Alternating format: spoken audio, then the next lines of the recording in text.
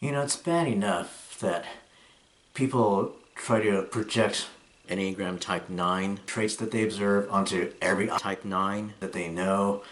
They assume that they hear someone like me describe how I prefer things as a Type 9, and they assume that the 9 that they're struggling with is going to be the same way.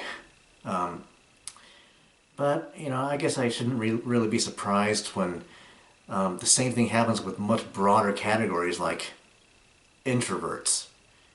You see these articles like 10 things introverts wish extroverts knew, and it ends up being a list of things that, only a select group of INFPs or INFJs can relate to. It's written by an introvert who just kind of assumes that all other introverts are going to think the same things. Yeah, when I make my videos to talk about, how I do things or prefer things as a Type 9, I certainly don't mean to imply that every 9 that you know is going to do things the exact same way that I do. People are different regardless of having the same personality types. That's why whenever people do ask for Type 9 related advice, I usually, say stuff like, well, no, if you have a specific problem with an 9, don't ask Type 9 general questions. How do you know if an 9's interested in you? Just ask that 9. And how do you respond to an 9 who's asking your advice? Pay attention to what the 9's actually asking. If you want to know what a certain 9 wants, well, don't ask me, ask that 9.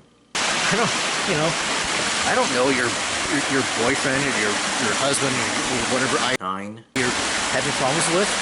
Learning about Type 9s can help you understand something you're observing in an 9 that you know, but not to generate like specific advice for dealing with a specific problem with a 9. I mean, seriously, I've seen people ask like, what's a good birthday present to give a 9? If you have to ask it as a general Type 9 question, you obviously don't know that person well enough to know anything beyond, okay, well, this person's a 9. Tell me what a 9's like. Now the thing is, I realize that in a lot of cases when people are asking these kinds of questions on the typology groups, they actually have a reason for not talking about it with the 9 in question.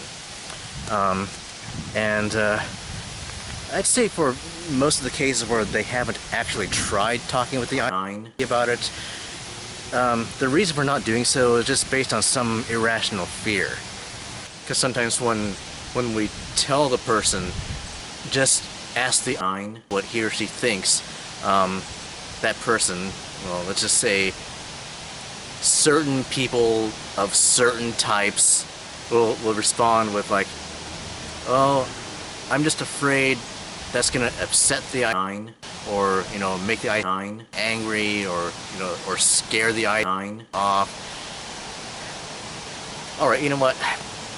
If you're one of those people, just be honest. You're not afraid of the 9 getting hurt or scared or whatever. You're afraid of how the 9's reaction is going to make you feel. Okay, I don't mean to go all Dr. Phil on you, but that's just the reality. Okay, just at least admit that you're afraid of how the 9's reaction is going to make you feel.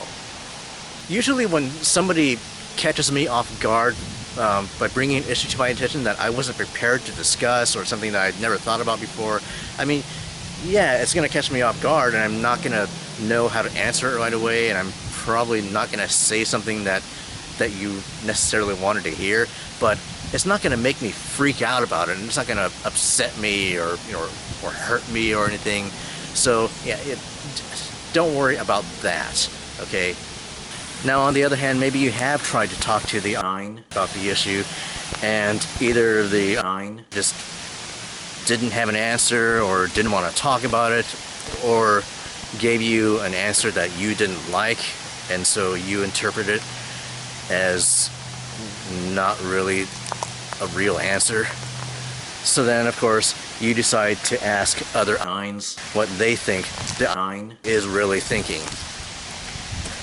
Okay, the problem there is I mean, first of all, I don't want to guess what the 9 might have been thinking, because I don't, like I said, I don't know that 9, so I don't know what he or she is thinking. But even if I could guess, I probably wouldn't want to, because, that's something that 9 probably doesn't want you to know just yet. So if that 9 doesn't want to talk to you about that issue, then neither do I. And if the 9 gave you an answer that you don't believe is the 9's real answer, well, whatever the 9 told you is probably what that 9 wants you to accept at that moment. So, don't try to go and reinterpret the 9's words. Okay, so then you're probably still left wondering how you should handle the situation between you and that 9. And, well, if the 9 doesn't want to deal with a problem at that point, it's really just your problem. You have to just take care of it from your end. Absolutely try and discuss it. Like I said earlier, try and ask the 9 what they think about it. Try to work it out between you and the 9. But if the 9 doesn't want to, then it's just your problem. You figure out how you want to deal with it. And at that point, you're probably better off asking people of your type about how to deal with that 9 than asking 9s. If you ask 9s, we're more likely going to side with the 9 than with you.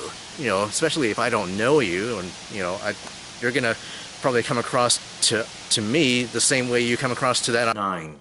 So yeah, if you could just stop asking those kinds of questions on the Enneagram 9 forums, that would be great. I feel like I've talked about all this before. Ugh.